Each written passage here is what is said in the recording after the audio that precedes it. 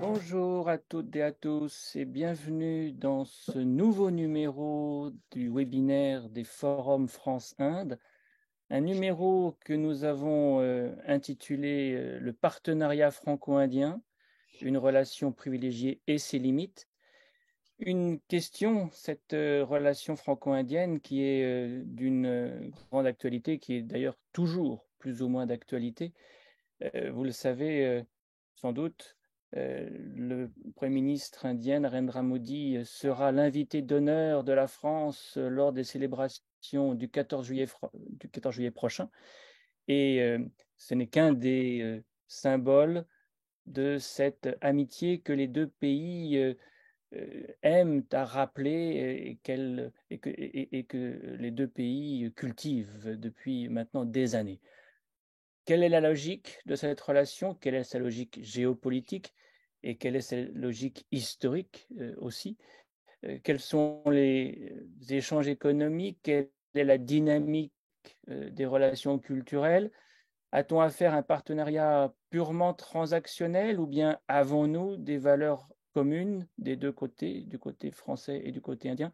Telles sont certaines des questions que nous allons aborder aujourd'hui. Et nous avons la chance pour cela d'accueillir un panel que je vais vous présenter euh, brièvement dans l'ordre euh, des interventions des uns et des autres. Et c'est Maurice Gourdon-Montagne que je présente en premier, ambassadeur de France en Allemagne, en Chine, au Japon, au Royaume-Uni, directeur de cabinet à Matignon, conseiller diplomatique à l'Élysée, puis secrétaire général du Quai d'Orsay, le dernier poste qu'il ait occupé dans la diplomatie française. Avec ce que cette liste ne dit pas, mais que nous savons, un intérêt ancien, constant pour l'Inde. Il est l'un des rares diplomates français à avoir présenté le concours du cadre d'Orient avec l'hindi et l'ourdou comme langue, et il continue de passer plusieurs semaines en Inde tous les ans. Son dernier livre ne parle pas que de l'Inde, loin de là, mais aussi de l'Inde, et c'est pour qu'il nous parle de l'histoire des relations et de l'actualité des relations France-Inde que nous commencerons par l'écouter. Isabelle Samézard, maîtresse de conférences en géopolitique de l'Asie à l'Institut français de géopolitique à Paris 8, à l'Université de Paris 8, interviendra ensuite et en tant qu'analyste de l'Asie du Sud, elle a d'ailleurs été analyste sur l'Asie du Sud pour la délégation aux affaires stratégiques du ministère de la Défense pendant des années, avant d'entrer à l'université, où ses recherches portent sur la géopolitique de l'Asie du Sud, avec un intérêt tout particulier pour les questions stratégiques et de sécurité. Elle a récemment ouvert ses recherches à une réflexion sur le concept indo-pacifique, ce qui a donné lieu à un très bel ouvrage issu de sa thèse d'habilitation à diriger des recherches. Anne Jeunetet, députée de la 11e circonscription des Français à l'étranger, qui couvre l'Asie, l'Océanie et l'Europe orientale, a rejoint d'abord en 2017, lors de son premier mandat, la Commission des Affaires étrangères de l'Assemblée nationale, puis réélue en 2022, elle a rejoint la Commission de la Défense nationale et des Forces armées et est membre du bureau de cette même commission. Elle a également été élue présidente de la délégation française de l'Assemblée parlementaire de l'OTAN. Sébastien Farcy, last but not least, journaliste correspondant en Inde depuis 2011, actif artisan des forums France-Inde et en Inde même, où il est, d'où il nous parlera aujourd'hui. Il est correspondant pour Radio France Internationale, RFI, Radio France en général et Libération. Il est basé à New Delhi. Il est aussi le co-auteur d'un documentaire sur le sujet qui nous tient à cœur, Le Monde selon Modi, qui avait été diffusé sur Arte. Et Sébastien est également le secrétaire général du Club des correspondants étrangers d'Asie du Sud, le fameux Foreign Correspondents Club of South Asia. Alors, pour camper le décor et pour resituer cette relation France-Inde dans son contexte historique. Je me tourne d'abord vers Maurice Gourdeau-Montagne, qui a vécu au cours des dernières décennies certaines des grandes étapes de cette relation, de ce rapprochement. Et ce serait de très bonne méthode, je pense, que de commencer par vous écouter, Maurice, pour nous planter le décor en quelque sorte. Merci Christophe, est-ce que vous m'entendez? Très bien.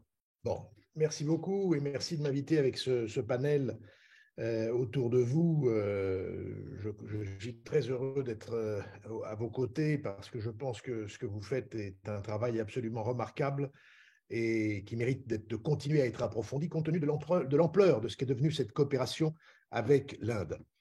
Nous avons avec l'Inde une histoire coloniale, car elle est liée à l'expansion de l'Europe à une certaine époque, mais elle a tourné court. Elle a tourné court au milieu du XVIIIe siècle, après le traité de Paris avec les Anglais. Et donc, en fait, nous effaçons l'Inde de nos radars pendant tout le XIXe siècle, qui est un siècle britannique. Vous parlez du Premier ministre Modi qui va venir comme invité d'honneur le 14 juillet. Ce sera l'occasion de célébrer la British Army of the Raj, qui était sur les champs de bataille aux côtés de l'armée britannique pendant la Première Guerre mondiale. Et puis ensuite, son engagement pendant la Deuxième Guerre mondiale. Donc, il y a un lien qui est celui aussi du sang entre les Indiens et nous-mêmes, et ça remonte à cette époque. Au XIXe siècle, donc, nous sommes dans une relation totalement inexistante. Au XXe siècle, il y a cette relation pendant les guerres et la France a ses propres préoccupations avec ses colonies à elle, avec sa décolonisation et somme toute, les événements brutaux de la partition, les violences de la partition nous laissent assez indifférents. Nous sommes aux prises avec la guerre d'Indochine, avec l'ébranlement de tout le système, la reconstruction de la France après la Deuxième Guerre mondiale. Et en 1948, nos 5 petits territoires qui nous étaient restés en fait de cette période française en Inde, leurs habitants se voient donner la possibilité d'opter pour la nationalité indienne ou la nationalité française, ça c'est en 48. En 50, Chandernagore est directement fusionné avec l'Inde. En 54, il y a une administration de fait dans ces territoires. Et en 62, il y a enfin un échange d'instruments de ratification d'un traité qui restitue définitivement les territoires français, donc que vous connaissez, Pondichéry, Yanao, Karikal et Mahé, puisque Chandernagore était déjà passé à l'Inde. C'est une année importante parce que le Pandit Nehru vient en France. Il est reçu par le général de Gaulle. C'est la rencontre de Gaulle entre les blocs avec l'inspirateur et le chef du mouvement des non-alignés. Mais de cette visite, en dehors d'un entretien nourri, il ne sortira pas grand-chose. Il y a bien une invitation faite au général de Gaulle, mais nous avons nos préoccupations, les suites de la guerre d'Algérie, la relation avec l'OTAN, la construction européenne. C'est donc, en fait, l'Inde reste absente de notre écran et nous ne nous y intéressons pas vraiment. C'est dans les années 70 que les choses vont reprendre. D'abord, une visite de Jacques Chirac, Premier ministre, à l'époque, qui va en août 76, mais il quitte le gouvernement quelques jours après être rentré de sa visite. Bon.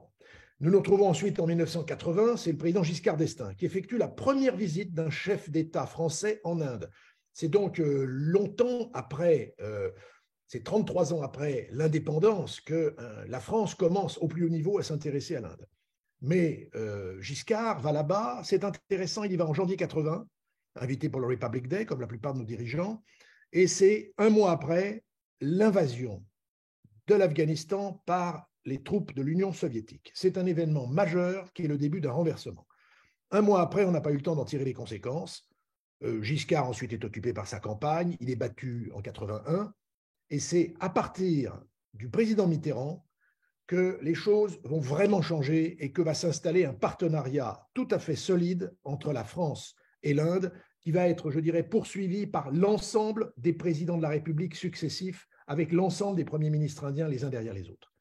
Alors, très vite, la France établit une nouvelle politique, vous vous en souvenez, avec un trépied qui était l'Inde, le Mexique et l'Algérie. Et j'étais en Inde lorsque le ministre Chesson vient en août, au milieu du mois d'août 1981, peu de temps après l'élection de François Mitterrand, pour commencer à établir une relation. Entre-temps, Madame Gandhi avait été réélue, c'est d'ailleurs elle qui avait reçu Giscard après l'état d'urgence de Morarji Desai.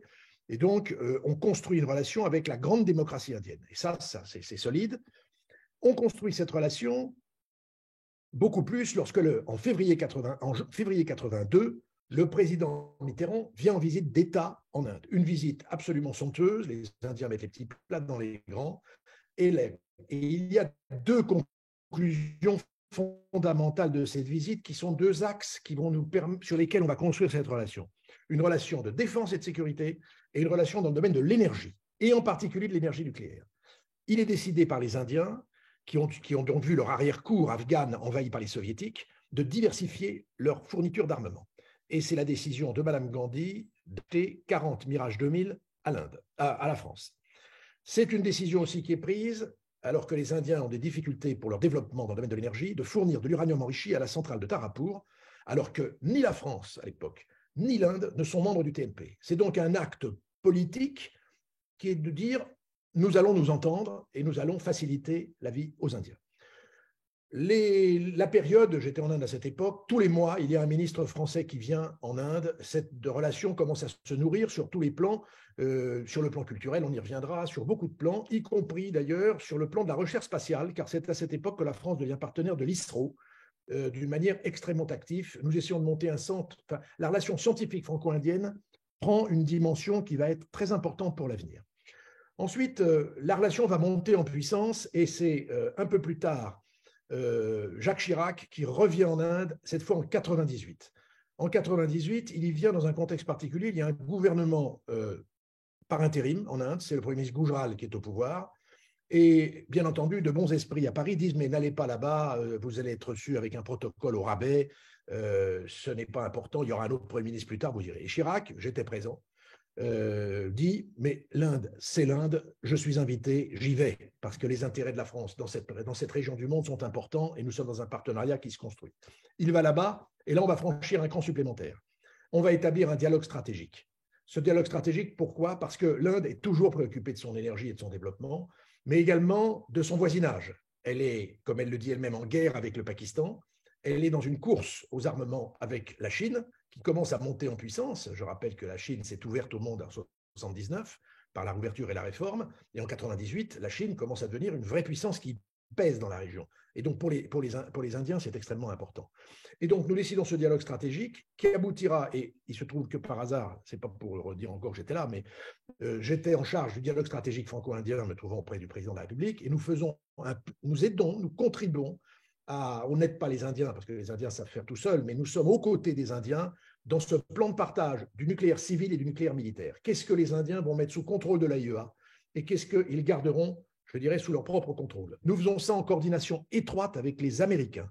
C'est très important. Nous avons eu cette difficulté grave au moment de la guerre en Irak. Néanmoins, s'agissant du développement de l'Inde, il y a une convergence de vues entre la France et les États-Unis, entre le président Chirac et le président Bush, et nous sommes, je dirais, en contact permanent les uns avec les autres pour accompagner les Indiens. La France ouvrant la voie, car je rappelle qu'un certain nombre de chercheurs et de grands atomistes indiens avaient été formés en France à l'époque de Goldschmidt, à l'AIEA.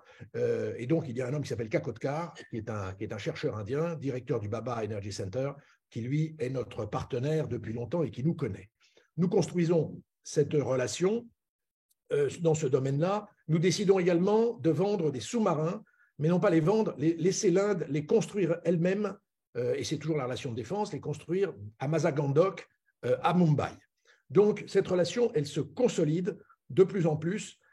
Après la visite de Chirac en 1998, en mai, à Kargil,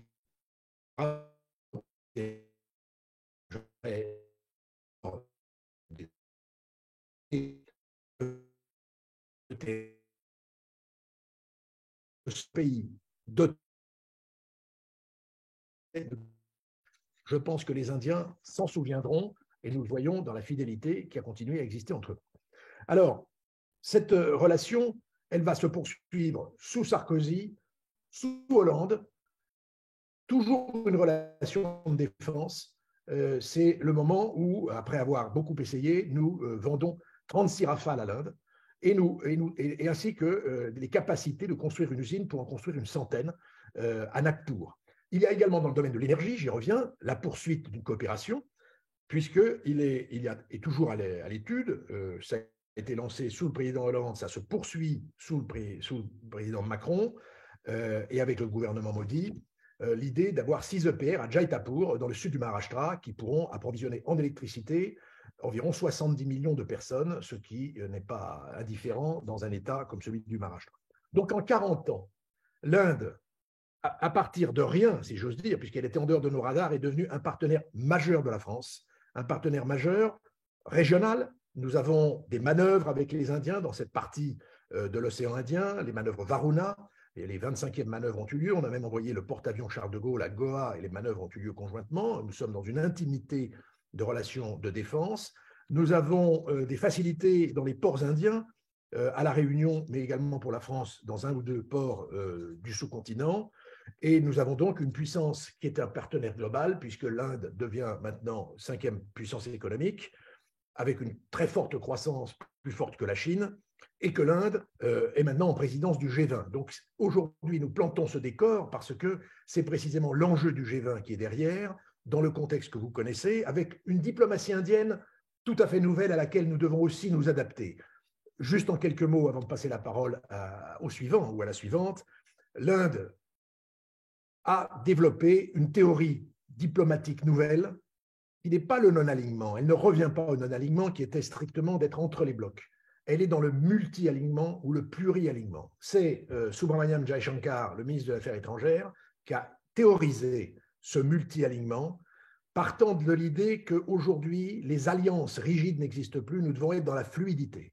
C'est ainsi que les Indiens, un jour, siègent au Quad, dans l'Indo-Pacifique, aux côtés des Américains, des Japonais, des Australiens, mais le lendemain, on les retrouvera à une réunion des BRICS avec les Russes et les Chinois, ou à une réunion de l'Organisation de la coopération de Shanghai avec les Pakistanais. Nous les retrouverons également dans des manœuvres militaires au large du Japon avec les Chinois et les Russes. Il y a donc une très grande souplesse de la diplomatie indienne, qui est pour nous à la fois un défi, mais qui peut être aussi un atout. Nous avons donc avec l'Inde un partenaire majeur, et il n'y a pas de raison que cela s'arrête. Évidemment, nous y reviendrons sans doute, il y a l'évolution des sociétés, et ça, c'est un élément que nous devons sans doute prendre en compte aussi. Voilà ce que je voulais dire en introduction. Merci beaucoup, Maurice, pour cette fresque historique qui, en quelques minutes, plante le décor. Une histoire dont vous avez été effectivement le témoin direct depuis 1982 sur place. Et donc, vous êtes en un sens la mémoire aussi côté français de cette histoire. Et vous le dites très bien, on va y revenir. La relation de défense est cruciale. Mirage, Rafale, Scorpène, le nucléaire, lui aussi joue un grand rôle.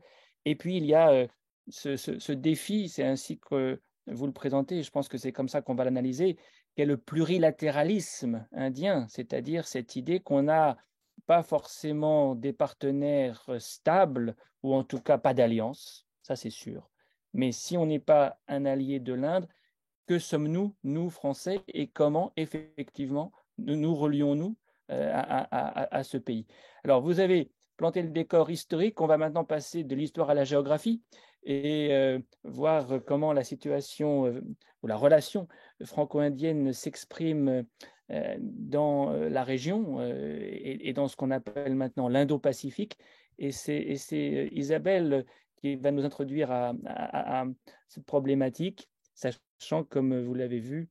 Et merci au Forum France-Inde de m'avoir invité à m'exprimer donc sur la relation franco-indienne dans l'Indo-Pacifique. Et merci aussi à Maurice Bourdeau-Montagne d'avoir si bien rappelé la longue histoire, malgré tout, de la France et de l'Inde, et notamment sur les 40 dernières années.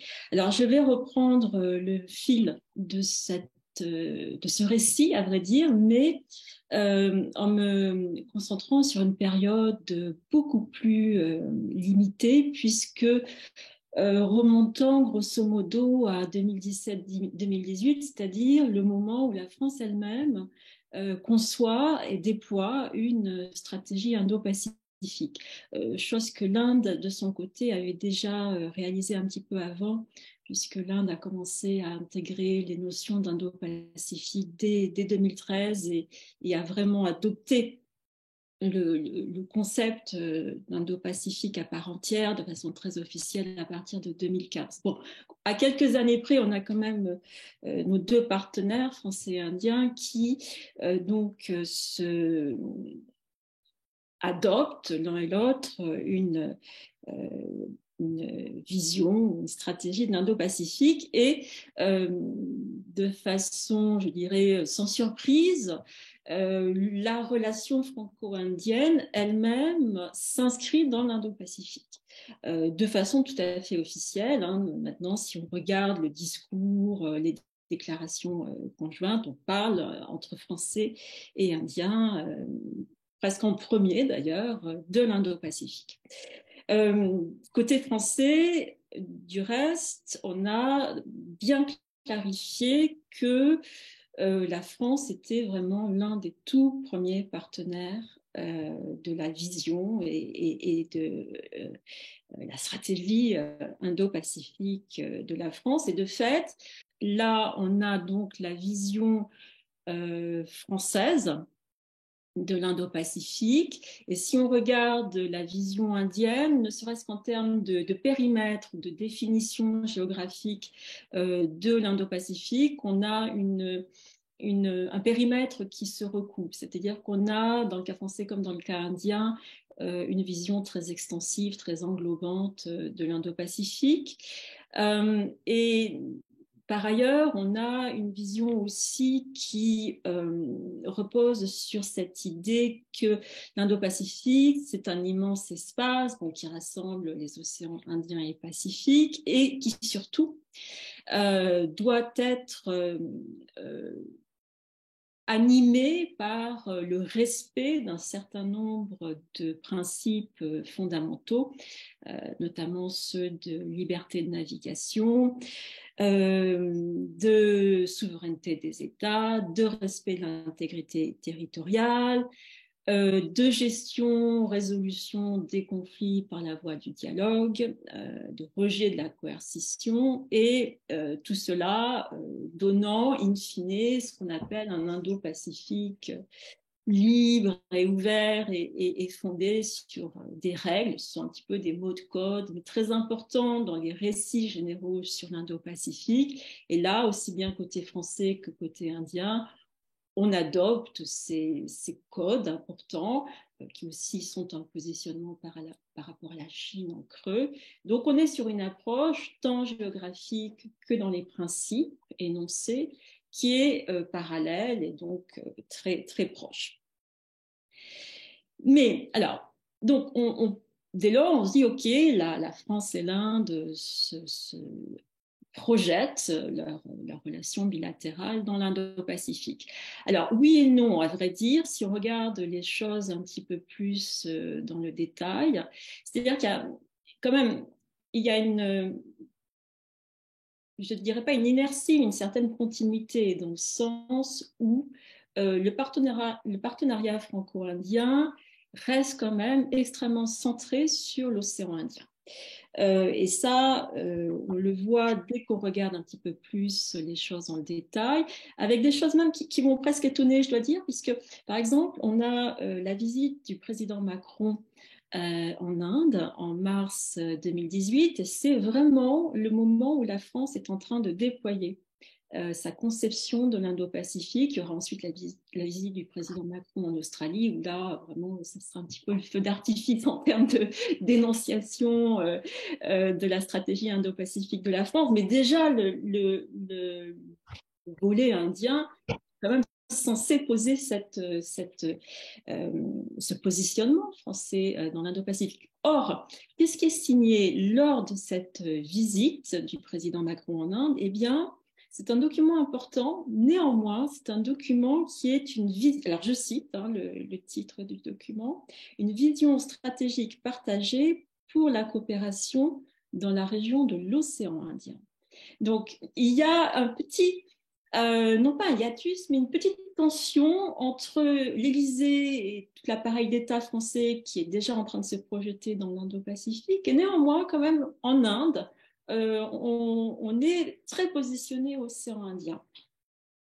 ce qui n'est pas aberrant, hein, étant donné l'histoire de la relation franco-indienne, mais qui montre que peut-être il n'y a pas eu le même mouvement vers le Grand Pacifique qu'implique une stratégie indo-pacifique. Et à vrai dire, en termes de coopération opérationnelle, le partenariat franco-indien va vite et loin, mais il va vite et loin dans la partie occidentale, essentiellement occidentale de l'océan Indien, où là, effectivement, la France et l'Inde font des choses très intéressantes, assez remarquables, notamment dans la partie sud-ouest de l'océan Indien, c'est-à-dire que les Français arrivent à faire venir un P-8, un avion de reconnaissance maritime à très longue portée, P-8 indien, à La Réunion, pour entamer de concert des patrouilles maritimes, donc autour de La Réunion et bien plus loin, hein, étant donné que ce type d'appareil a une portée considérable.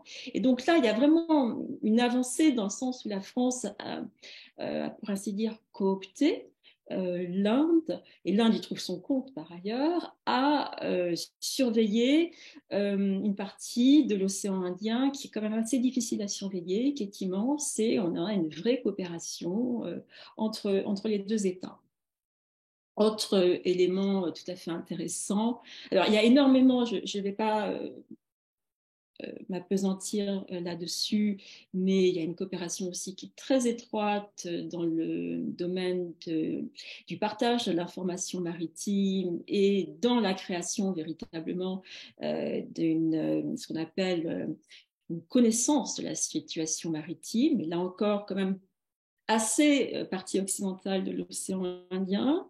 Et puis, la France et l'Inde ont monté quelque chose qu'on fait beaucoup en Indo-Pacifique, c'est-à-dire des petits mécanismes sous forme de clubs exclusifs à 3 ou 4, et ça, c'est vraiment typique. Et donc, la France et l'Inde, de la sorte, ont créé en 2021 un mécanisme de concertation trilatérale avec les Émirats arabes unis. Alors, Émirats arabes unis, soyons clairs, c'est pas non plus le hasard, hein. Il y a quand même une grosse base française aussi qui est installée à Abu Dhabi. Donc, il y a une cohérence opérationnelle, hein, encore une fois, mais c'est bien l'enjeu, c'est là où le partenariat français franco-indien est très avancé, c'est qu'il est aussi très opérationnel, et il y a eu déjà des manœuvres à 3, hein, entre la marine indienne, la marine nationale et celle des Émirats arabes unis, mais là encore dans la partie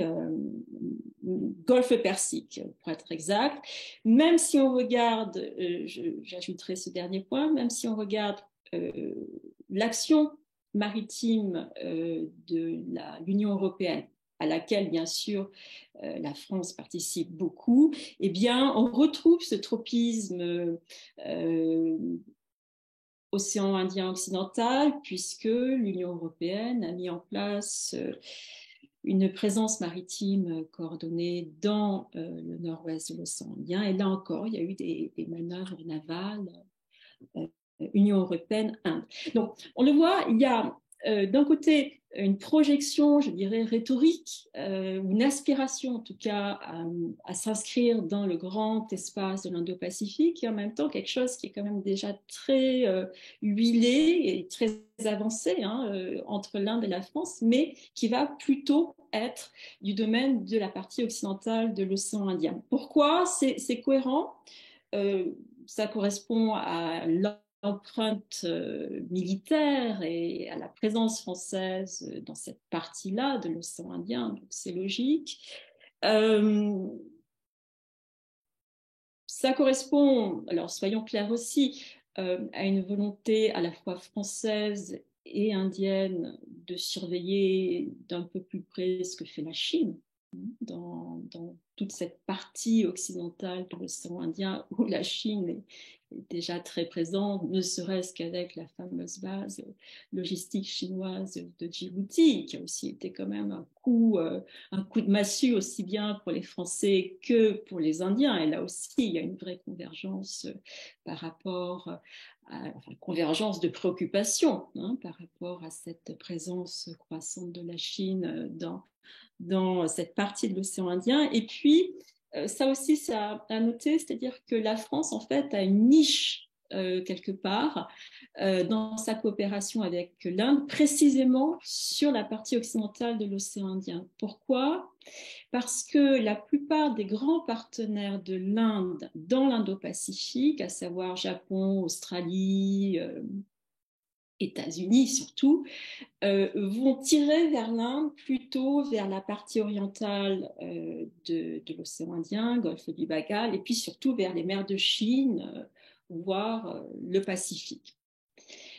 Rarement vers la partie occidentale de l'océan Indien. Or, les Indiens, eux, sont très intéressés et estiment avoir énormément d'enjeux et d'intérêts dans cette partie-là. Donc, ils sont ravis, en fait, d'avoir un partenaire, en l'occurrence français, qui est prêt à se concentrer sur cet océan Indien occidental. Donc, il y a vraiment, là encore, une convergence d'intérêts à travailler ensemble, encore une fois, de façon déjà très étroite et très opérationnelle, dans cette partie-là occidentale de l'océan Indien.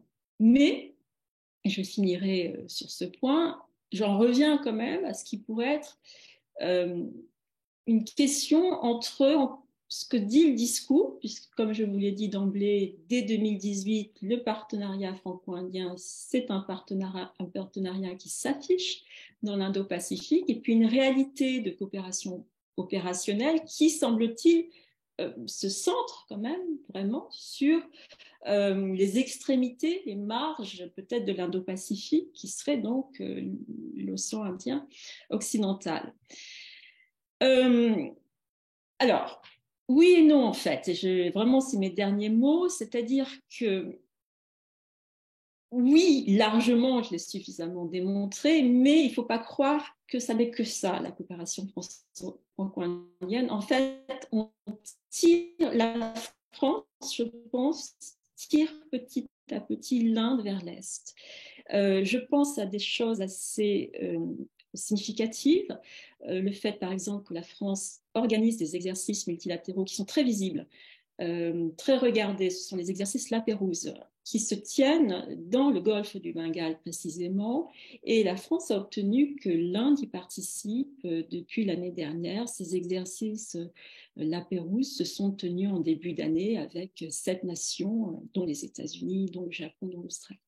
Et parlant d'Australie, justement, la France a accepté de réactiver, après un moment de très chagrin, a accepté de réactiver le trilatéral qui était à la base de sa vision quand même de l'Indo-Pacifique, c'est-à-dire le trilatéral Inde-Australie, qui a été donc relancé depuis 2022, assez discrètement malgré tout, mais qui est remis sur les rails et dont je pense que l'on devrait entendre un petit peu plus parler à l'avenir. Il est très important justement parce que c'est ce trilatéral-là entre Inde, France et Australie qui vraiment donne sens quelque part à l'inscription du partenariat franco-indien dans l'Indo-Pacifique.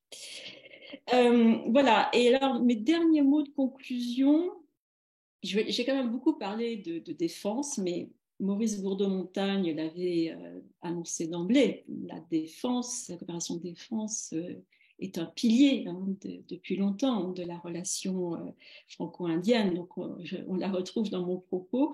Néanmoins, je pense qu'il faut aussi bien comprendre que ce que font l'Inde et la France dans une perspective indo-pacifique ne porte pas aussi que sur de l'opérationnel pur et sur de la défense pure. Il y a des choses, plus de principes et je pense plus d'avenir aussi quelque part, à savoir une très forte défense du multilatéral, de tous les mécanismes multilatéraux qu'on peut mettre en œuvre dans l'Indo-Pacifique. Et puis alors quelque chose que je trouve à titre très personnel, mais qui me paraît extrêmement bien pensé et bienvenu, c'est-à-dire des réels efforts pour développer des cadres multilatéraux en matière de gouvernance des océans et de protection de la biodiversité marine. Pourquoi je me permets de dire que ça, c'est bienvenu? Parce que l'Indo-Pacifique, c'est un concept maritime, c'est un concept vraiment sur les océans. Donc, soit on voit les océans comme des théâtres d'opération, ce que tout le monde fait, y compris l'Inde et la France, des théâtres d'opération pour des forces militaires, soit on les voit aussi comme des enjeux environnementaux cruciaux pour l'avenir de la planète. Et là-dessus, il faut quand même reconnaître que l'Inde et la France essaient vraiment de lancer une vraie dynamique. Il y a une vraie sensibilité qui est cultivée de part et d'autre sur ces sujets-là, avec, par exemple, en début 2022, il y a eu un appel franco-indien pour la mise en place de parcs naturels et d'aires naturelles protégées dans les océans de l'Indo-Pacifique. Et quelque chose, alors là, qui est pour le coup très opérationnel aussi, et peut-être dont on ne parle pas assez, c'est que la France et l'Inde, comme l'a dit Maurice Gourdeau-Montagne, ont depuis très longtemps une coopération spatiale de très haut niveau. Et là, il se produit une articulation entre leur coopération spatiale, donc, qui est étroite, et la dimension sécurité maritime et la volonté de développer des moyens de protection de l'environnement marin. Et donc, la France et l'Inde sont en train de mettre en place une sorte de constellation de surveillance des océans à des fins de protection de l'environnement. On pourrait voir ça comme du bilatéral strict, mais je pense que ça s'inscrit plus dans une démarche de fourniture de biens publics, c'est-à-dire rassembler les données collectives qui vont permettre, pour ceux que ça intéresse dans l'Indo-Pacifique, de travailler véritablement sur un ensemble, un corpus de données très fines qui permettent vraiment de voir les effets du changement climatique sur les océans, sur les littoraux, sur les espaces côtiers. Et là-dessus, il y a vraiment des choses, notamment avec le CNES, qui est très active, qui avance vite et de façon remarquable entre la France et l'Inde, et qui s'inscrit, j'insiste là-dessus, à mon sens, sur une démarche essentielle de biens publics, de fourniture de biens publics. Donc, je crois que ce qui est intéressant, c'est que malgré tout, l'Inde et la France développent une vision de l'Indo-Pacifique qui est un peu alternative, qui n'est pas celle qui est prédominante, c'est-à-dire l'Indo-Pacifique comme théâtre de l'affrontement sino-américain, qui est quand même la grande vision que développent les États-Unis, vers laquelle ils tirent leurs alliés. On voit les Français et les Indiens essayer de développer une vision de l'Indo-Pacifique comme un espace de coopération multilatérale, d'une part, et comme un théâtre d'enjeux environnementaux absolument majeurs, dans lequel des puissances moyennes, comme l'Inde et la France, ont toute leur place et toute leur énergie à mettre. Merci beaucoup Isabelle. Merci d'avoir resitué cette question de l'Indo-Pacifique.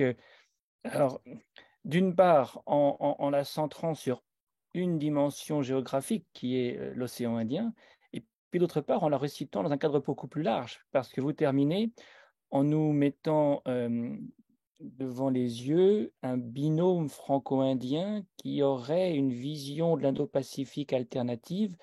Et vous avez évidemment évoqué la question de l'autonomie stratégique que ces deux pays ont en partage. Et un des grands sujets dont on reparlera, je suis sûr, dans la conversation finale, c'est dans quelle mesure c'est possible à l'heure où la polarisation, la bipolarisation de l'échiquier mondial ne cesse de progresser. Pas plus tard qu'il y a quelques jours, la Chine a réconcilié les Saoudiens et les Iraniens. Les Chinois étaient avec les Russes à propos de la guerre en Ukraine sur un répertoire qui ne peut pas être facilement accepté ni par nous, bien sûr, ni par les Indiens non plus. Bref, inventer un Indo-Pacifique qui ne soit pas prisonnier de la polarisation ou de la bipolarisation de l'échiquier mondial aujourd'hui, c'est effectivement très, très excitant et à la fois délicat. Un défi. Un défi, voilà, un de plus. Alors, on a parlé d'économie en parlant de certains des thèmes que nous avons évoqués jusqu'à présent, mais y consacrer un moment particulier de notre conversation aujourd'hui est évidemment indispensable.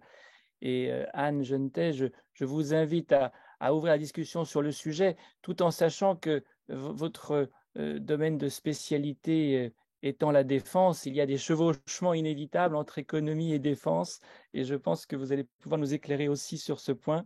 C'est vous qui avez la parole. Merci beaucoup. On parlait donc juste auparavant d'Indo-Pacifique avec ce concept maritime. Et finalement, ce dont je vais vous parler, c'est un peu l'Indo-Pacifique, une des composantes terrestres de cette stratégie Indo-Pacifique française qui a donc des points communs avec l'indienne.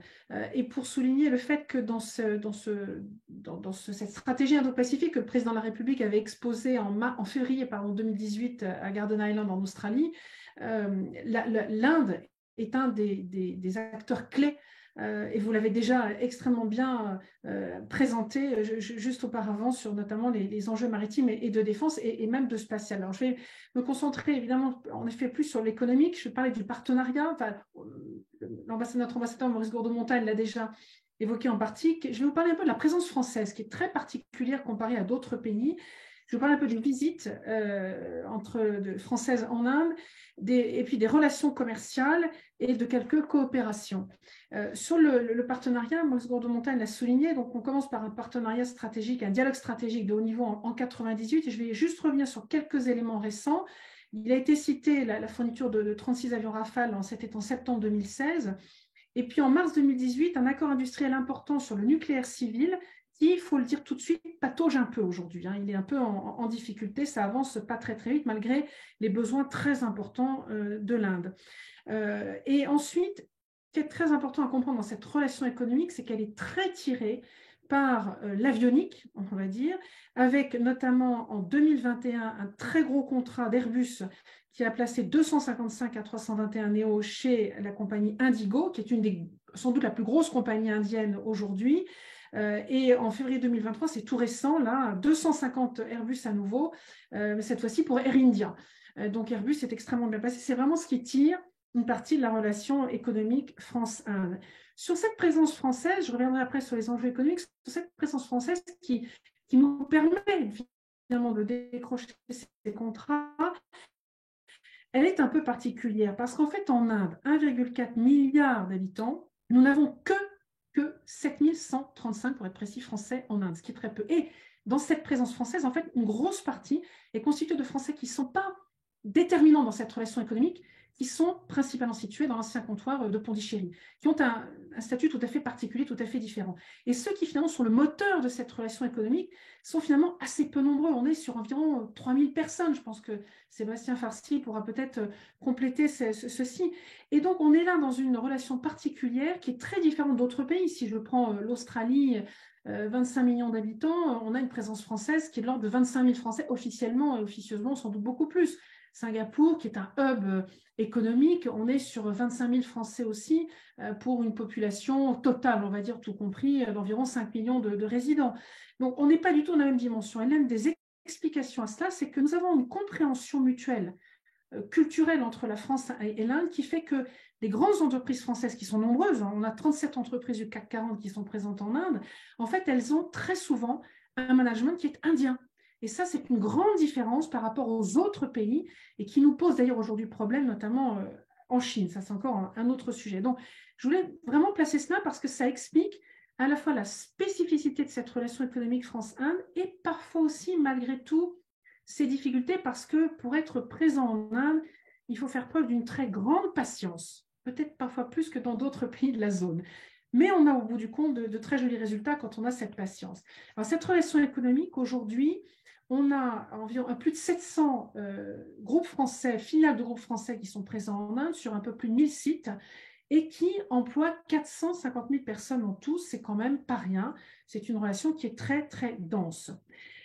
Sur les visites, je vais dire quelques mots sur les visites. Le président de la République, qui était donc Emmanuel Macron, qui est donc venu en 2018, mais dans le cadre d'une visite un peu particulière, qui n'était pas tout à fait une visite d'État, c'était dans le cadre de l'Alliance solaire internationale. Et je ne crois pas, à ma connaissance, qu'il y ait eu encore de visite d'État du président de la République depuis que Emmanuel Macron est aux fonctions en Inde. Et je pense que c'est important, alors que je crois bien que le président Modi est venu en France. Et je pense que c'est important de le souligner. En revanche, on a eu beaucoup de visites ministérielles.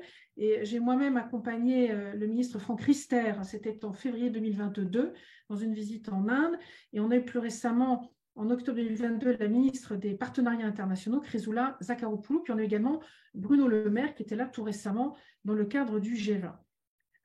Pour revenir donc à cette relation économique, une relation qui est dans un contexte mondial qui est quand même un peu terne, on va dire, une relation qui est très dense, et en 2000, les chiffres viennent de sortir pour l'année 2022, sont tout à fait encourageants.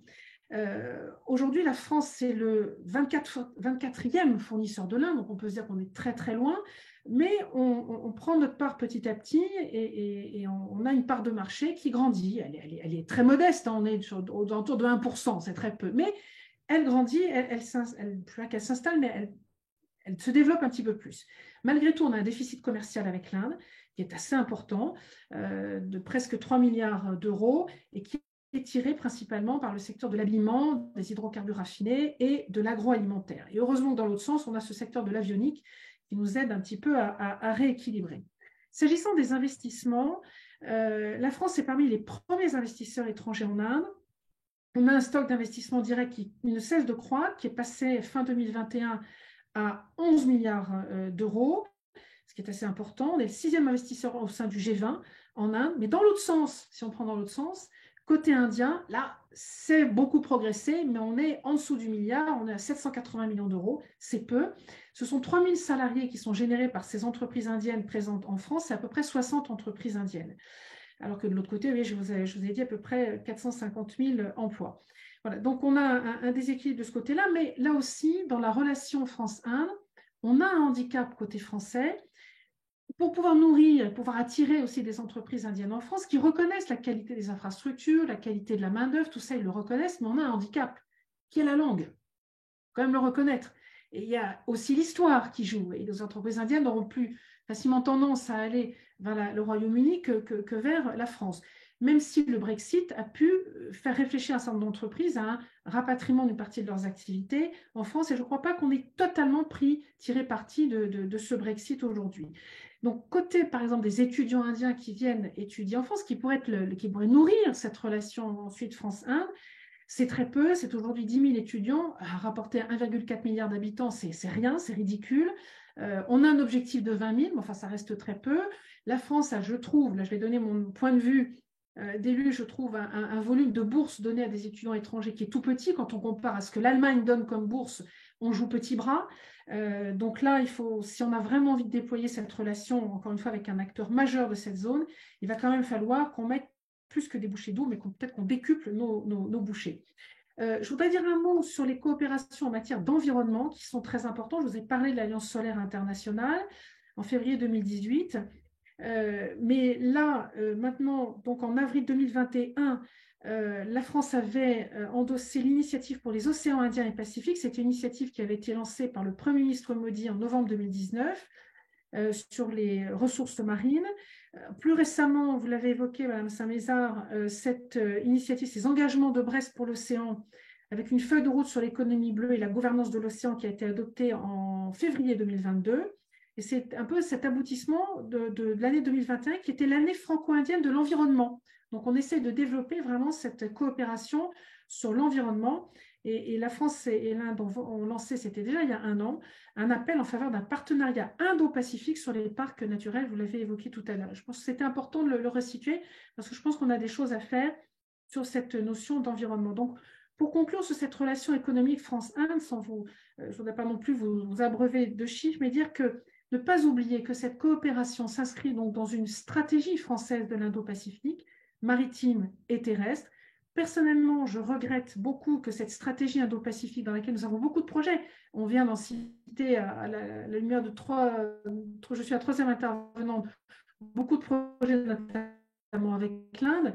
Cette stratégie est peu visible parce que nous manquons d'une étiquette qui puissent permettre de donner du lien. Et vous parliez de la Pérouse tout à l'heure. Moi, j'ai proposé qu'on les appelle les dialogues Marco Polo, on les appelle les dialogues La Pérouse, pour donner corps et une visibilité à tous ces projets très nombreux, à la fois avec l'Inde, mais avec d'autres pays de la zone. On a besoin de visibilité parce que finalement, au bout du compte, il ne faut pas oublier que cette stratégie, ce que nous développons et ce partenariat que nous développons avec l'Inde, c'est, ne l'oublions pas, un contrepoids essentiel à cette pression chinoise, qu'elle soit maritime, qu'elle soit terrestre, qu'elle soit économique, qu'elle soit alors, moins démographique dans les années qui viennent, mais politique, on le voit bien, notamment sur la zone en particulier Pacifique, à travers ce projet La ceinture et la route. Donc la France et l'Inde peuvent jouer un rôle majeur dans cette réponse à un projet qui est très différent, dans lequel je crois ni l'Inde ni la France ne s'inscrivent, ne se reconnaissent pour le moment. Donc une relation dense, une relation à développer, une relation qui a besoin de faire le contrepoids à cet autre géant de cette zone. Voilà ce que je pouvais vous dire pour aujourd'hui. Merci beaucoup de ce tour d'horizon, effectivement émaillé de chiffres, mais il en faut quand on parle d'économie, c'est la moindre des choses. Et vous avez pu nous donner les chiffres qui comptent et nous dresser le portrait d'une relation qui est effectivement tirée par des grands contrats, où le monde de l'entreprise petite et moyenne est peu représenté. Et là, c'est une autre marge de progression dont on peut aussi discuter lorsque nous en serons aux questions-réponses. Mais nous finissons le tour de table ou le tour d'écran comme on veut maintenant avec Sébastien, auquel j'aimerais poser la question que j'ai évoquée en introduction. On voit les intérêts mutuels de la France et de l'Inde du point de vue géopolitique, géostratégique, économique, géoéconomique. Mais s'agit-il là d'une relation finalement basée sur des intérêts purement transactionnels, ou bien a-t-on des affinités, a-t-on encore des affinités en termes de valeurs? On apprend aujourd'hui que Rahul Gandhi, leader de l'opposition, est disqualifié et devra rendre son siège de député au Parlement. On a un sécularisme attaqué de toutes parts, comme en témoigne le sort des minorités religieuses, une protection des données personnelles qui n'est pas garantie. Bref, on voit quand même une forme de divergence du point de vue de ce que nous considérons comme les valeurs démocratiques. Alors, est-ce que c'est rédhibitoire? En quoi est-ce que ça peut interférer avec la relation qu'on vient de décrire et les piliers de cette relation qu'on vient de décrire? Eh bien, il y a plusieurs niveaux à cela. D'abord, le niveau officiel, diplomatique, c'est question de régression, ou en tout cas de la démocratie heurtée, comme on pourrait l'appeler aujourd'hui. Elle est évoquée régulièrement avec les diplomates français basés ici. Les diplomates nous disent que non, n'heurte pas encore ou n'interfère pas encore avec cette relation officielle diplomatique. La France a pour habitude de ne pas, comme les États-Unis, nous dit-on souvent, mettre ces questions épineuses de démocratie, de respect des droits en Inde de manière officielle sur la table, d'en parler ouvertement. Donc, en quelque sorte, il y a une manière dans la diplomatie française de ne pas fâcher ouvertement les Indiens, ce qui est très apprécié. Alors, apparemment, c'est quelque chose qui est évoqué, en tout cas en manière, voilà, dans les réunions bilatérales, voilà, en off, ou quelque chose qui permet d'être évoqué. Donc, c'est quelque chose qui commence à rentrer dans le discours.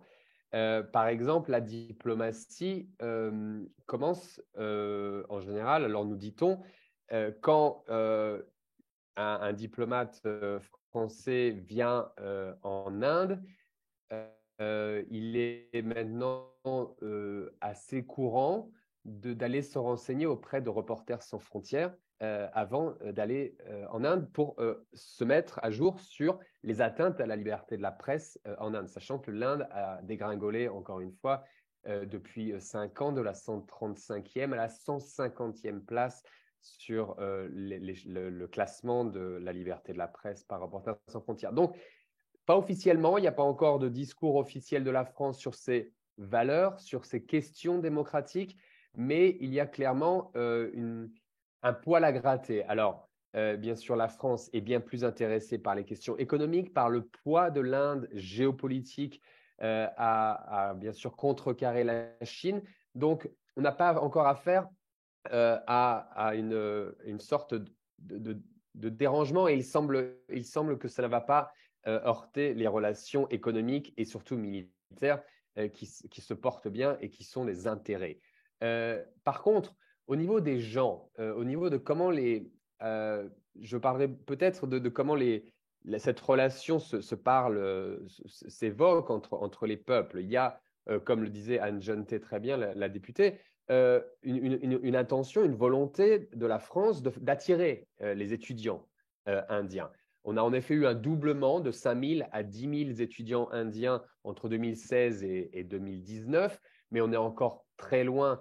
Tout ça dans un intérêt, et la France est extrêmement volontariste, on l'entend énormément par les diplomates ici, d'attirer les étudiants indiens pour ce people-to-people contact, pour essayer d'influencer en quelque sorte les Indiens, d'influencer, voilà, de faire connaître aux Indiens, aux jeunes élites de demain, quelle est cette conception indienne, cette conception française de la société. Mais on est encore à un niveau très bas, 10 000 étudiants en 2019, étudiants indiens en 2019. C'est vraiment très loin de tout ce qu'on peut imaginer, la langue bien sûr étant un frein. 160 000 étudiants en Angleterre de l'autre côté pour un pays de la même taille, donc rien à voir, et 10 000 étudiants indiens, c'est 3 fois moins que des étudiants chinois en France. Donc la France essaye de les attirer, ils viennent plutôt dans les domaines techniques, polytechniques, ingénieurs, quelques-uns dans des MBA français, mais donc ça c'est la volonté de la France d'essayer de connecter les gens. De les faire se connaître, de les faire connaître la France. L'autre grosse arme diplomatique de soft power, comme on connaît bien en France, c'est le cinéma et la culture en général. Et ça, c'est cette année, encore une fois, très important. Il y a eu un énorme festival qui s'appelle Bonjour India en Inde, qui a duré pendant 3 mois avec des événements de partout, un vrai investissement diplomatique et culturel de la France en Inde, la 4e édition. Donc, depuis une dizaine d'années, on voit vraiment cette volonté diplomatique de la France de se faire connaître en termes de pays qui ne peut pas forcément rivaliser en termes économiques, mais en termes culturels, de devenir une vraie attraction pour les Indiens, pour cette élite indienne qui voyage beaucoup en tant que touriste aussi en Europe, mais de les faire venir. Il y a eu aussi d'autres. La France est aussi cette année a été le pays hôte au Festival de littérature de New Delhi. Il a également été le pays invité d'honneur au Festival de cinéma de Goa, qui est l'un des plus importants festivals reconnus en Inde. Donc voilà, une sorte de reconnaissance culturelle, de connaissance culturelle. Mais encore une fois, il y a peut-être des accros et quand je parle souvent aux Indiens, ou en tout cas avec les Indiens qui ne connaissent pas la France et de manière politique ou personnelle, il y a un accro par exemple sur la question de la laïcité qui existe ici dans le terme de sécularisme, un terme qui est utilisé même dans la Constitution, le sécularisme indien, mais qui est complètement mal compris. Par exemple, les étudiants sikhs, de religion sikh, qui portent des turbans, n'ont pas le droit d'aller étudier dans des écoles françaises parce qu'ils portent le turban. Et ça, c'est une sorte d'épine qui revient régulièrement chez les Indiens de confession sikh, chez les politiciens qui ne comprennent pas cette conception de la laïcité. Et on est souvent pris à partie, bien sûr, sur cette question quand nous, on interdit le voile. Pourquoi? La question indienne de la laïcité, comment la laïcité est définie en Inde, c'est que l'État reconnaît et promeut toutes les religions, et à la différence de la France, qui ne reconnaît en quelque sorte aucune religion, mais les laisse indépendants.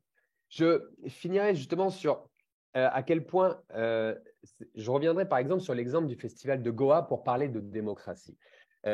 Christophe, vous me demandiez ça, à quel point est-ce que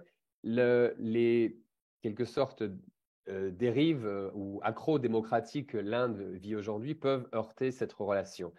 Je vais vous donner l'exemple, par exemple, du festival de Goa, où la France était l'invité d'honneur et d'où toute la diplomatie était présente à ce festival. Il se trouve que le gouvernement de Modi, avec une volonté de sorte totalitariste dans le sens politique, de vouloir tout contrôler et surtout reprendre la culture indienne en forme de propagande, en forme de propagande du nationalisme hindou, d'une sorte de vision très hindouiste de la culture indienne, a repris aussi en main ce festival de Goa, qui est chapeauté, co-organisé par le ministère de la Culture. Et on a eu affaire au festival de Goa à une sorte d'énorme machine de propagande hindoue et aussi militariste, qui sont deux visions du gouvernement aujourd'hui. Et la diplomatie française était sur place. Et je dois dire que beaucoup m'ont dit leur embarrassement à voir en quelque sorte cette énorme machine de propagande, à quel point, alors que les Indiens ont essayé et disent ouvertement vouloir faire du Festival de Goa un nouveau Cannes, en invitant une sorte de marché du cinéma, en voulant utiliser la diplomatie culturelle, le Bollywood, cet énorme soft power indien comme machine justement à rayonner, à faire rayonner l'hindouisme. Donc, ils essayent de promouvoir Goa comme un Cannes, une machine d'ouverture sur le monde. Et la diplomatie française était, elle, très embarrassée de voir que non, c'était une machine de propagande où, justement, sur cette scène du Festival de Goa, il a été dénoncé, par exemple, qu'un des films sélectionnés était justement le Kashmir Files, un film qui était promu par le gouvernement et qui était un film islamophobe, il faut le dire. Une chape de plomb qui se pose sur la culture indienne, et la France est vue comme une voie de secours, comme peut-être un ami qui pourrait nous aider, qui pourrait nous offrir peut-être un petit peu de refuge. Alors, ils ne partent pas. Beaucoup disent ne pas vouloir partir parce que le combat est encore en Inde, le combat pour la liberté d'expression est encore en Inde, mais ils cherchent des moyens d'exister, d'être financés, peut-être d'être reconnus à l'étranger s'ils ne sont pas vus ou reconnus en Inde. Donc, la question est là. Nous sommes à un carrefour où l'Inde est clairement en train de devenir de plus en plus totalitaire, de moins en moins tolérante envers toute dissidence, et que la France doit peut-être entendre ces voix dissidentes et choisir de négocier avec son ami indien pour savoir comment aider l'Inde et aider la dissidence, aider la démocratie indienne à survivre. Merci beaucoup, Sébastien. Certains des faits que tu évoques là, évidemment, trouvent un écho dans le monde académique où trouver des partenaires universitaires devient parfois difficile. Un autre aspect important, évidemment, de cette relation people to people est lié à la faiblesse de la diaspora, qui n'est pas le trait d'union que l'on peut voir ailleurs, mais c'était d'ailleurs une des questions que je voulais vous poser avant que l'on ouvre la conversation. Il y a énormément de personnes à s'être connectées aujourd'hui. Plus d'une centaine de personnes sont encore connectées et les questions arrivent. Et j'invite tous ceux qui veulent en poser à le faire grâce à la boîte questions-réponses. Mais la question, un peu le dernier, je dirais, tour de table rapidement que j'aurais bien aimé mener avec vous, c'est à propos de l'Europe. On regarde la France et l'Inde. Bon, comment est-ce que la France se situe dans l'Union européenne, dans sa relation avec l'Inde? Et je dirais, on peut reprendre les catégories géopolitiques, économiques, pour voir jusqu'où est-ce que va la collaboration, jusqu'où est-ce que la compétition. Et ça, je pense que ce serait un dernier éclairage assez précieux avant que l'on ouvre la conversation. Sur ce sujet, Maurice, comment est-ce que vous imagineriez une relation qui ne soit pas que franco-indienne, mais européano-indienne?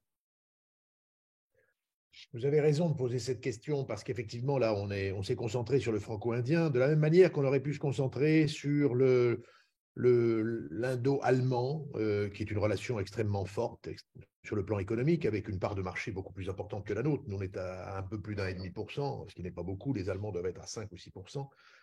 Donc, il y a des différences très, très marquées entre les différents partenaires. Les Italiens ont aussi une présence qui n'est pas nulle, et notamment en matière d'échange.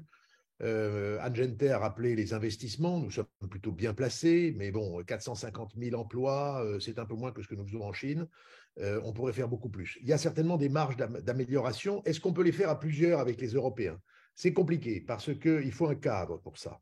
Alors, sur le plan conceptuel de la défense, on a le Gateway to Europe qui a été lancé, dans lequel chacun s'y est mis, chacun a sa stratégie indo-pacifique, tout ça mis bout à bout, c'est plus ou moins militaire.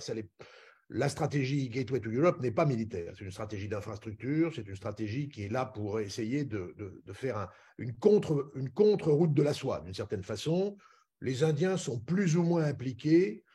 Nous essayons d'aller plus loin. Cette stratégie de Gateway to Europe, elle est plutôt destinée à la partie orientale des routes de la soie, enfin de l'Asie, et donc pas seulement la zone, beaucoup plus loin que la zone océan Indien. La question qui se pose, c'est est-ce qu'on est capable d'avoir une relation économique avec l'Inde qui booste en fait l'ensemble des échanges de chacun de nos pays. Et là, c'est très difficile. Vous le savez, il y a des négociations qui sont en cours avec l'Union européenne depuis très longtemps. Il y a eu encore quelques rounds de négociations récemment. On a beaucoup de mal. Ça bloque d'un peu partout. Ça bloque parce que d'abord, nous avons des exigences en matière environnementale et sociale qui ne rencontreront pas exactement, je dirais, les critères indiens. Ça, c'est une première chose, même s'il y a eu du côté de l'Inde des progrès absolument colossaux dans les dernières années. Le vrai sujet, ce sont les subventions du gouvernement ou les secteurs protégés dans l'économie indienne et en particulier l'agriculture. Et le gouvernement indien, pour des raisons tout à fait compréhensibles en l'occurrence, hésite à remettre en cause tout ce qui constitue l'ossature et la stabilité du système économique indien. Rappelons-nous la résistance opposée récemment, et je pense que Sébastien Farsi était aux premières loges, par les paysans indiens lors de la décision de libéraliser l'agriculture indienne, au moins dans certains secteurs, et le gouvernement Modi qui n'est pas habitué à céder, à caler devant cette résistance des paysans, des Kisans. Le jour n'est pas encore venu où il y aura une relation entre l'Inde et l'Union européenne qui soit forte et encadrée. Ce serait souhaitable. L'Inde ne souhaite pas non plus s'engager, là aussi, ça fait partie de cette politique d'alliance. L'Inde va aller au plus offrant, elle ira un coup avec les Allemands, un coup avec nous, selon les sujets. Se lier avec une zone, c'est quelque chose qui met les Indiens, je dirais, dans une position inconfortable. Ça, c'est vu d'une manière plus générale, mais il faut l'avoir en tête. Donc voilà, on en est là. Pour le moment, on achoppe sur de très nombreuses difficultés qui sont politiques, économiques et sociales. Il y a un élément qui est un peu passé sous les radars en France, peut-être pas du côté indien, ça serait intéressant que Sébastien Farsi nous le dise. C'est ce comité, ce Trade and Technology Council entre l'Union européenne et l'Inde sur les enjeux de transformation digitale, numérique, pardon, en français, de technologie verte et de commerce. Et c'est un comité qui d'ailleurs fait écho, le premier avait été fait, celui qui, je patine, l'Union européenne avec les États-Unis. C'était une réponse à AUKUS pour essayer de se rabibocher. Et bon, c'était plus un outil diplomatique, à mon avis, que vraiment utile. Donc là, je vois que l'Inde et la France et l'Union européenne, pardon, ont décidé de le lancer. C'est un comité qui, avec des réunions ministérielles de haut niveau, il y a 2 ministres indiens, Affaires étrangères et numérique et technologie, je crois, d'un côté, et du côté européen, c'est les 2 vice-présidents de la Commission européenne, Margrethe Vestager et Michael Valdis Dombrovskis qui le préside. Donc, l'idée, c'est vraiment d'avoir des groupes de travail pour travailler sur des enjeux de connectivité, de technologie verte, de chaînes logistiques résilientes, dans les suites notamment de toute cette crise du Covid. Donc, voilà, un outil à suivre. Est-ce que ce sera un outil soft et pas très offensif comme avec les Américains, ou un outil beaucoup plus efficace? Et vraiment, il est européen cette fois-ci. C'est entre la Commission européenne et le gouvernement indien. C'est un élément à suivre. Très bien, merci beaucoup. Et nous suivrons évidemment ces négociations pour un accord de libre-échange qui ont repris il y a 2 ans, alors qu'elles avaient duré de 2007 à 2013 pour n'aboutir à rien. Et donc, est-ce que cette nouvelle phase de négociation va donner un autre résultat? C'est évidemment une question importante. Non, mais sur le sujet de la relation entre l'Union européenne et l'Inde, effectivement, il y a plein d'enjeux, c'est compliqué. La machine européenne est toujours encore un défi à la compréhension. Mais je crois quand même que si on se place d'un point de vue indien et géopolitique, il faut quand même souligner que les Indiens ont développé un vrai intérêt pour l'Union européenne depuis la toute fin des années 2010. On sait que pendant très longtemps, l'Union européenne, c'était vraiment pas un interlocuteur très sollicité du point de vue indien. D'abord, on ne comprenait pas ce que c'était l'Union européenne, d'une part, et puis surtout, l'Union européenne était toujours susceptible de faire des discours, en tout cas le Parlement européen, de faire des discours un petit peu désagréables, justement, sur le Cachemire et la situation intérieure. Donc, il y avait quand même, on a connu des années très compliquées entre l'Union européenne et l'Inde. Or, quand même, il y a eu énormément d'impulsions côté indien, et notamment du ministre des Affaires étrangères, Jay Shankar, qui s'est rendu... qui a fait pas mal de visites en Europe et qui a essayé de montrer quand même que les Indiens, maintenant, oui, ils voulaient essayer de faire quelque chose avec les Européens. Et ce qui est nouveau, en fait, je finirai là-dessus, c'est que les Indiens finissent enfin par voir en l'Union européenne un pôle géopolitique à l'heure où eux-mêmes voient les États-Unis de plus en plus pressants dans le cadre de leur stratégie indo-pacifique. Il est presse quand même de contribuer et de s'aligner sur la stratégie indo-pacifique américaine, que les relations avec la Chine sont très mal, que les relations avec la Russie, bon, perdurent, mais sous pression américaine. Donc, il y a après le Sud global, dont on pourra parler aussi, bien sûr, mais dans ce paysage de plus en plus polarisé, la diplomatie indienne a quand même revu de façon beaucoup plus positive, je dirais, le potentiel de l'Union européenne en tant que partenaire de la troisième voie. Bon, c'est peut-être un peu optimiste de parler de troisième voie européenne désormais, mais en tout cas un partenaire un peu différent, qui donnait un peu de marge de manœuvre. Exactement, exactement. C'est le mot que j'allais utiliser. L'Inde aspire à avoir un monde multipolaire qui lui donne des marges de manœuvre. Et le pôle européen, eh bien, il est important pour elle, c'est évident. Alors, il nous reste une quinzaine de minutes maximum, mais Sébastien, qui n'a pas encore répondu à la question européenne, mais qui a repéré les questions du public, peut répondre à celle qui lui paraît la plus importante pour commencer. Oui, j'en ai fait. D'abord, je répondais rapidement à quelques questions. Une de Jérôme Brove sur les 1,4 milliard d'habitants. Qui peut vraiment se permettre d'aller étudier à l'étranger. Et j'avance par exemple juste ce chiffre que le salaire moyen en Inde est de 150 €, environ 11 000 ou peut-être 11 000, 12 000 roupies. Donc, on imagine bien qu'avec cet argent, l'essentiel de la population, bien sûr, ne peut pas sortir du pays pour aller étudier. Et surtout que moins d'un Indien sur 6 finit le bac et fait des études supérieures. Donc ça, c'est pour mettre les choses en perspective. En plus, partir en Occident est plus cher. Il y en a qui partent dans des pays limitrophes, d'ailleurs, pas en Chine, moins d'ailleurs, mais des pays moins chers. D'ailleurs, en médecine, ils partent dans les pays russophones, par exemple. On a vu qu'il y en avait beaucoup en Ukraine, au moment où il y a eu la guerre.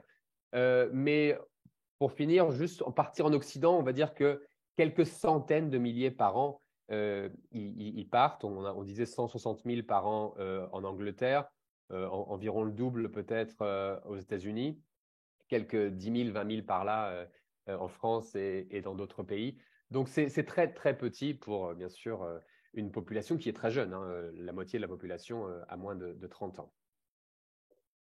Oui, et il faut dire qu'avec une roupie qui est maintenant à autour de 82 pour $1, payer ses études en Occident relève d'un tour de force et on connaît quantité d'étudiants indiens qui souffrent énormément pour réussir à poursuivre leurs études. C'est là où la question des bourses est absolument clé. Alors Maurice Gourdeau-Montagne doit nous quitter. Je ne sais pas s'il a le temps d'une dernière réponse à une question, sinon nous allons regarder les autres questions qui se posent. Alors, beaucoup de questions économiques et je les ramasse en une seule parce qu'elles se recoupent, hein. De plus en plus de PME et ETI françaises, dit Olivia Calvet, s'établissent en Inde, même si nous sommes effectivement derrière les Allemands et les Indiens. Et Patrick de Jacquelot, que nous saluons au passage, initiateur d'Asialist, dit lors de la signature du contrat des Rafales, il avait été annoncé un déferlement en Inde de PME françaises sous-traitantes dans le cadre des offsets. Cela ne s'est pas concrétisé. Alors, la question des offsets, mais peut-être qu'on y prête un peu d'attention. Expliquons peut-être de quoi il s'agit et précisons peut-être que si les Indiens demandent des offsets, c'est précisément pour ne pas avoir besoin d'investisseurs étrangers, mais pour faire eux-mêmes le travail. Anne, vous voulez dire un mot sur ce point qui est important? C'est tout à fait ça. Les Indiens, quelque part, comme d'ailleurs beaucoup de pays aspirent à le faire, protègent aussi leur marché, leur propre industrie et quelque part leur forme d'autonomie à long terme, donc qui pourrait critiquer cette approche. Mais en même temps, il ne faut pas non plus baisser les bras. J'ai en tête une PME française qui fait des pièces de moteurs d'avion, qui a suivi le contrat Rafale de l'époque, qui est actuellement installée en Inde et qui fonctionne très bien. D'ailleurs, je voudrais souligner aussi qu'un certain nombre d'entreprises de PME françaises, car il y en a pas beaucoup, mais il y en a, ont souvent une approche de responsabilité sociale et environnementale très intéressante qui a été renforcée par les mesures indiennes récentes qui obligent les entreprises à réinvestir, à dépenser plutôt, je ne sais pas comment il faut le dire, 2% de leur chiffre d'affaires sur des projets socio-environnementaux et les PME françaises ont de belles réussites et c'était le cas de cette entreprise qui pour autant reste une entreprise qui contribue à la richesse nationale française parce que c'est aussi un équilibre à trouver et à laisser son centre de R&D en France où les ingénieurs qui font la mise en point des pièces sont en France, le centre de R&D est en France et l'usine de production de pièces pour le marché indien se trouve en Inde. Donc on a cet équilibre qui est possible, mais c'est un travail de longue haleine. Tout témoigne du fait que c'est long, il faut avoir les reins solides. La négociation avec un Indien, ça n'est pas facile. Avec d'autres pays non plus, vous me direz, je ne sais pas avec qui c'est facile, mais il faut être particulièrement patient avec les Indiens, que certains disent souvent avoir dû se déshabiller complètement avant d'avoir, c'est une image évidemment, avant d'avoir réussi à obtenir ce qu'ils voulaient, mais il ne faut pas baisser les bras, donc c'est difficile, mais c'est possible, et il faut le faire. D'ailleurs, l'ambassadeur Gourdeau-Montagne soulignait tout à l'heure que les Allemands sont bien plus présents que les Français, ce qui prouve que d'autres y arrivent aussi. Moi, je rêverais d'une plus grande coopération au moins pour échanger les bonnes pratiques. Sur le plan économique, ajouter aussi que tout récemment, rien que pour l'année 2022, pour montrer qu'il y a quand même un dynamisme très net de la relation économique franco-indienne, Total, l'entreprise Total Énergie a annoncé un investissement de 300 millions d'euros dans l'hydrogène dit vert. Schneider Electric met en place une Smart Factory pour un montant de 50 millions d'euros. Safran, les moteurs Safran, met en place 2 nouveaux sites industriels à Hyderabad. C'est 150 millions d'euros qui sont mis sur le tapis. Aéroport de Paris, très présent en Inde, qui s'investit notamment dans le nouvel aéroport de Goa. C'est 340 millions d'euros. Et puis tout récemment, CMA-CGM qui met en place un nouveau terminal à Bombay, dont il a obtenu la concession. CMA-CGM, un grand logisticien français, ça c'est une grande fierté française, des tout premiers au monde. Voilà, donc on voit qu'il y a des entreprises, ce ne sont pas des PME, je vous ai cité, mais enfin, ce sont des entreprises de largement belle taille et qui montrent ce dynamisme de la relation franco-indienne. Pour autant, signaler que Sanofi, qui était très présent en Inde, ferme une usine de production d'un de vaccins, mais a décidé de placer son centre d'innovation, centre mondial dédié à l'innovation en Inde. Voilà, donc des relations qui vont, qui viennent, mais qui plutôt se déploient, se développent en espérant que ça fera plus encore dans les années à venir. Merci beaucoup. Maurice, avant que vous ne nous quittiez, pourriez-vous apporter une réponse à deux questions qui convergent, celle de Balvir Arora, que nous saluons aussi au passage, et qui dit présentation brillante de Maurice Gourdeau-Montagne, pas d'alliance, mais des partenaires stratégiques. Un défi, point d'interrogation. Et Emal Thacker, un étudiant indien à Paris, rejoint cette question en disant la position de l'Inde à l'égard de l'Ukraine affecte-t-elle ses relations avec la France? Récemment, lors de la réunion du G20, il y a eu un incident avec Bruno Le Maire qui a tracé la ligne sur la question de l'Ukraine. Oui, c'est un peu la même question. Est-ce qu'on peut être partenaire sans être allié dans un monde aussi polarisé? C'est une vraie question, c'est un défi, parce que c'est un défi si nous continuons à nous enfermer, je dirais, dans le monde occidental. L'intérêt de cette relation franco-indienne, qu'on a essayé d'évoquer par tous ses aspects et sur laquelle on peut encore avoir beaucoup, je dirais, d'amplification, eh bien, c'est précisément que ça nous ouvre une partie du monde. Ça nous ouvre une partie de ce fameux Sud global. La Chine prend le pas. La Chine est contrebalancée par les initiatives indo-pacifiques. Je le répète d'ailleurs, nous ne sommes pas dans le containment de la Chine dans notre approche. Nous sommes dans, je dirais, un refus des hégémonies dans la zone indo-pacifique. Ce qui est différent, ce qui n'est pas belliqueux. Nous ne sommes pas dans une posture belliqueuse. Deuxièmement, vous avez des grands pays émergents, l'Inde, la Turquie, l'Iran, l'Indonésie, etc., qui sont à des titres divers nos partenaires. L'Inde est en pointe et l'Inde n'appartient à aucun groupe, à aucune alliance. Elle ouvre donc des portes. Je crois qu'il faut une certaine souplesse. Nous appartenons à l'Alliance Atlantique, nous y sommes fidèles, nous y restons. Est-ce que cela doit nous priver pour autant de monter des projets, y compris politiques, avec le Sud global, dans lequel l'Inde a un rôle éminent? Je crois qu'il ne faut se fermer à rien dans le monde d'aujourd'hui. Il faut être fidèle à ses alliances et garder une certaine flexibilité. Alors, est-ce qu'il faut copier la diplomatie de l'Inde? Non, parce que la diplomatie de l'Inde répond à une situation géographique bien particulière et à des intérêts qui sont les siens, et un voisinage qui est le sien. Mais nous pourrions en faire plus, et de ce point de vue, le défi, il réside là. Alors, oui, il y a une position française sur l'Ukraine, qui est une position de soutien d'un pays agressé et en état de légitime défense. Eh bien, nous verrons comment les choses évoluent. De toute façon, à un moment quelconque, nous serons obligés de nous concerter. Que vont faire les Américains? Que feront les Indiens? Nous voyons les médiations chinoises. Cette médiation chinoise, elle ne vaut que sur des principes qui, pour le moment, n'ont été rejetés ni par les Russes, ni par les Ukrainiens. Les Indiens eux-mêmes ont pris une position relativement ouverte sur le sujet, et le sujet est délicat quand ça vient de Chine. Donc, soyons très à l'écoute. Le défi, il est là. Sommes-nous capables d'entrer dans une nouvelle ère en ayant un refus de la bipolarisation, ce que l'Inde fait magistralement? Merci beaucoup. Effectivement, on retrouve les affinités franco-indiennes à travers ce sens de l'autonomie stratégique qui crée des liens et qui sont assez uniques d'ailleurs parce que peu de pays européens sont dans la situation française en vérité sur ce point. C'est ça qui va rendre compliqué l'européanisation d'une politique indienne qui serait fondée sur cette autonomie stratégique. Mais je voudrais ajouter quand même que le point soulevé par Sébastien Farcy sur l'évolution de l'Inde telle qu'elle est, en tant que notre partenaire auquel nous sommes fidèles et avec lequel nous souhaitons aller de l'avant, cette évolution mérite un point de vigilance. Car nous avons aussi des populations très sensibles à certains sujets, très sensibles au traitement des minorités, et à un certain moment, nous pourrions avoir un contre-coup de ce qui se passe chez les grands partenaires qui eux-mêmes ont une évolution de leur propre politique. Qu'est-ce qu'on entend par sécularisme? Qu'est-ce qu'on entend par laïcité? Il y a effectivement beaucoup d'ambiguïté et je dirais de malentendus sur ce qu'est la laïcité française. Comment est-ce qu'on peut travailler sur ce sujet? Compte tenu de la confiance franco-indienne, nous pourrions peut-être essayer d'avancer dans ce domaine. Oui, et d'ailleurs, il y a un dialogue sur les droits de l'homme au niveau européen, puisque l'Union européenne et l'Inde ont un dialogue sur les droits de l'homme, où ce genre de questions seraient les bienvenues. Isabelle, le mot de la fin ou presque? Non, je n'ai pas prétention à donner le mot de la fin. C'est une responsabilité beaucoup trop lourde pour moi.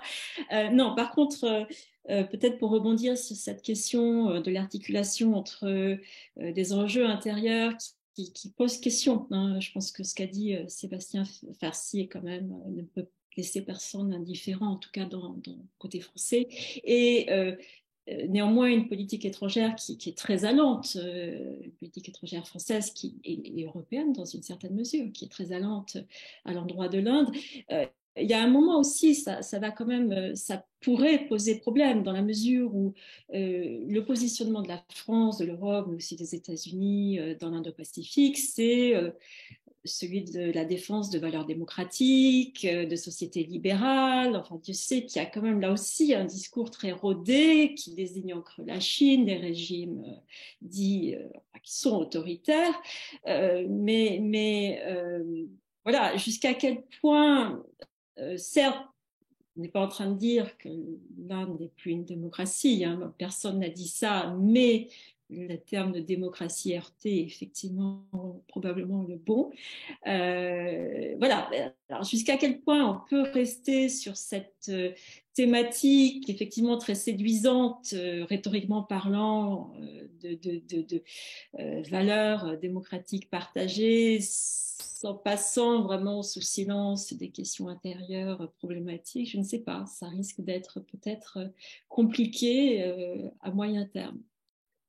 Oui, ça le sera en particulier au Parlement européen, oui, où ces questions sont suivies avec une vigilance beaucoup plus grande, au Bundestag aussi d'ailleurs, où ces questions sont suivies avec une beaucoup plus grande vigilance que chez nous.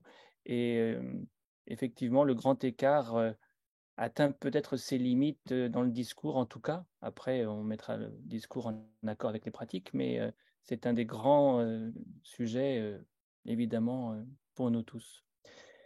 Alors, on ne peut pas, hélas, répondre aux dernières questions qui étaient encore en lice, mais j'en profite pour simplement mentionner les témoignages de ceux qui ont pris la peine de nous en faire part dans cette chatbox, et en particulier celui de Jean-Claude Breton, qui dit qu'effectivement, une façon de rapprocher les sociétés, c'est de travailler avec la jeunesse, et le travail que Jean-Claude Breton a effectué pour que des jeunes Français, que de jeunes Indiens se retrouvent, fassent des échanges. Voilà ce qu'on appelle le people to people au niveau le plus, je dirais, efficace, celui de la relation interpersonnelle. Et je salue aussi les témoignages des étudiants et étudiantes qui cherchent à développer les relations entre les deux pays, et ils peuvent compter sur notre soutien moral pour commencer. On essaiera de le rendre financier pour que ce soit plus efficace. Merci à vous tous. Merci Anne, Isabelle, Maurice et Sébastien d'avoir éclairé notre lanterne, d'avoir décrypté cette relation franco-indienne d'une manière aussi complète et aussi accessible. Et nous vous donnons rendez-vous dans les forums France-Inde pour un prochain numéro au printemps. On ne va pas prendre de risques, au printemps. Et ce numéro sera consacré aux Indiennes, aux femmes de l'Inde, dans toute leur diversité. Nous alternons des sujets sociologiques et des sujets politiques et des sujets culturels pour essayer de couvrir le mieux possible ce vaste continent que sont les relations franco-indiennes. Merci à vous tous et bonne soirée et même bon week-end.